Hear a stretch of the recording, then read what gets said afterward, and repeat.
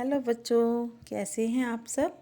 चलिए आज की कक्षा में चलते हैं और आज का जो कार्य है उसे शुरू करते हैं। आज हम पढ़ने वाले हैं एक कविता जिसका नाम है स्नेह निर्झर बह गया है, जिसके राइटर हैं सूर्यकांत त्रिपाठी निराला जी। सूर्यकांत त्रिपाठी निराला जी बहुत अच्छे राइटर हुए हैं। इन्होंने समाज को अपनी रचनाएं दी हैं। इनकी रचनाएं बड़ी अद्भुत हैं। अपनी रचनाओं से हमेशा इन्होंने साहित्य समाज को हैरान किया है। अपने एक्सपीरियंस को वो समाज से जोड़कर अपनी रचनाओं में अक्सर प्रकट कर देते थे, परंतु एक समय ऐसा भी आया जब उन्हें समाज से कोई भी सहयोग नहीं मिला। और एक समय जब उनकी बेटी थी सरोज, उसकी मृत्यु हो जाती है, तब उनके जीवन में कुछ भी ऐसा शेष नहीं रहता जो उनके मन में उत्साह जगा सके, जो उनके मन में खुशी को प्रकट कर सके, जिसके कारण उसकी मृत्यु के बाद इनको अपना जीवन अंधकार में लगने लगा। उनका मन दुनिया से उचाट हो गया। ये दुनिया में रहकर भी खुद को अकेला महसूस करते थे। उन्हीं भावों को, उन्हीं निराश भावों को इन्होंने अपनी रचनाओं में पेश किया है। तो चलिए पढ़ते हैं इनकी ये रचना स्नेह निर्झर बह गया है। स्नेह निर्झर बह गया है, रेत ज्यों तन रह गया है। यहाँ पर कवि कह रहे हैं कि स्नेह रूपी झरना, स्नेह मतलब प्रेम, निर्झर मीन्स झरना। यहाँ पर कवि कह रहे हैं कि स्नेह रूपी झरना, प्रेम रूपी जो झरना है वह बह गया है, बह चुका है, रेत ज्यों तन रह गया है। यहाँ पर इन्होंने अपने तन की तुलना रेत से की है कि मेरा जो तन है, जो शरीर है, वह बिल्कुल रेत की तरह हो गया है, अर्थात मेरे जीवन में कोई भी उत्साह या उमंग बाकी नहीं रही। आम की यह डाल जो सूखी दिखी, कह रही है अब यहाँ पिक या शिकी नहीं आते। यहाँ पर कवि अपने जीवन की तुलना आम की उस डाली के साथ कर रही हैं जो कि अब सूख चुकी है।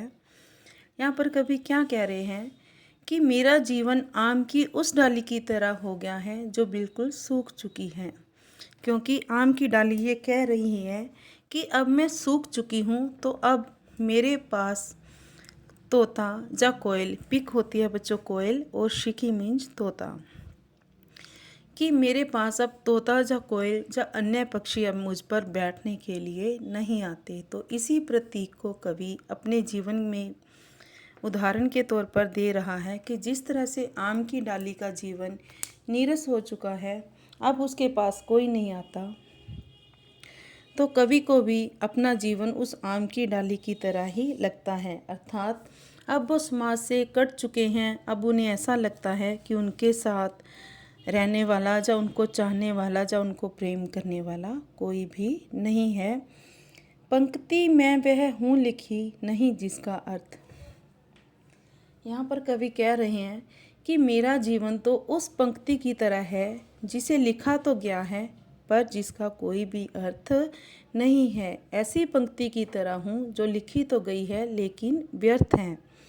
तो यहाँ पर भी कवि अपनी तुलना उस पंक्ति के साथ कर रहे हैं जिसका कोई मतलब नहीं, कोई अर्थ नहीं। जीवन दह गया है, जिसके कारण कवि को अपना जीवन ऐसा प्रतीत होता है कि दुखों से जल गया है। दह मतलब जल जाना। दिए हैं मैंने जगत को फूल फल, किया है अपनी प्रतिभा से चकित चल। यहाँ पर कवि कह रहा है कि जगत मतलब संसार को, दुनिया को मैंने अपनी रचनाएं रूपी फल फूल प्रदान किए हैं। मैंने सारी दुनिया को अपनी प्रतिभा से हैरान किया है। यहाँ पर कवि कह रहा है कि मैंने संसार को अपनी रचनाएं रूपी फल फूल प्रदान किए हैं, अर्थात अपनी रचनाओं से संसार को हैरान किया है। प्रतिभा होता है बेटा हुनर, अपनी कला, योग्यता या फिर विलक्षणता। कवि यहाँ पर कह रहा है कि मैंने अपनी विलक्षण बुद्धि से, अपनी कला से, अपनी प्रतिभा से संसार को चकित किया है, हैरान किया है। पर अनश्वर था सकल पल्लवित पल, ठाठ जीवन का वही जो ढह गया है। कवि कहता है कि उस समय मुझे ऐसा लगता था कि यह जो पल्लवित पल है, खुशी से भरा हुआ पल है, वह अनश्वर है, अर्थात कभी नष्ट नहीं होगा। उस वक्त कवि को अपने जीवन में ऐसा लगता था कि हर तरफ से उमंग ही उमंग है, खुशी ही खुशी है, आनंद ही आनंद है और यह कभी भी ख़त्म नहीं होगा। ठाठ जीवन का वही, और कवि को ऐसा लगता था कि यही जीवन का सार है कि उसका जीवन तड़क भड़क से, खुशी से, आनंद से भरा हुआ है जो ढह गया है। लेकिन आज ऐसा समय आया है कि वो जो ठाठ था, वो खुशी थी, वो सुख था, वो सब कुछ ढह गया है, ख़त्म हो चुका है। अब नहीं आती पुलिन पर प्रियतमा। कवि कहता है कि अब जो मेरी प्रियतमा है, जो चाहने वाले हैं, वह मुझसे मिलने नहीं आते। पुलिन होता है बेटा पुल, या फिर गीली भूमि, या फिर किसी नदी या तालाब का किनारा। श्याम तृण पर बैठने को निरुपमा। श्याम होता है बेटा काला या सांवला। श्याम तृण मतलब गहरे रंग के जो घास है उसकी ओर इशारा कर रहे हैं। निरुपमा मतलब बहुत सुंदर, जिसकी तुलना ना की जा सके, कि अब मुझसे ऐसे स्नेही जन जो उस वक्त मेरे साथ थे, अब मुझसे मिलने को नहीं आते।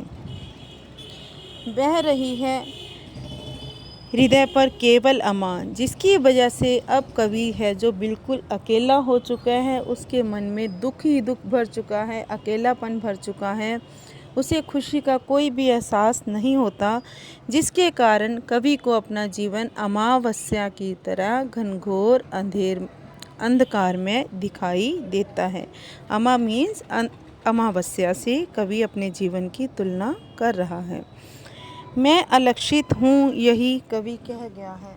यहाँ पर कवि क्या कह रहा है कि मैं तो बिल्कुल इस तरह हो चुका हूँ जो किसी को दिखाई ही नहीं दे रहा, जिसका कोई अस्तित्व ही नहीं है, जिसकी किसी के लिए कोई चाह ही नहीं है। अर्थात जो कवि का जीवन है वो इस तरह दुख से भर चुका है, निराशा से भर चुका है, अंधकार से भर चुका है कि किसी के लिए मानो कवि के जीवन का कोई अस्तित्व ही ना रहा हो।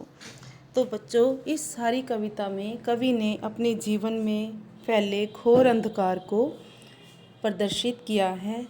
यहाँ पर बताना चाहा है कि किस तरह उनके जीवन में अब किसी का भी कोई अस्तित्व नहीं है, कोई उनसे मिलने नहीं आता, जिसके कारण जो कवि है अकेला है, निराश है, दुखों से भरा हुआ है। अब उसे अपना जीवन अंधकार में दिखाई देता है। उसे ऐसा लगता है कि अब जीवन में कोई आनंद नहीं रह गया, उसका जो शरीर है वह बेरस हो चुका है, नीरस हो चुका है, इसमें कोई उमंग या उत्साह बाकी नहीं रही।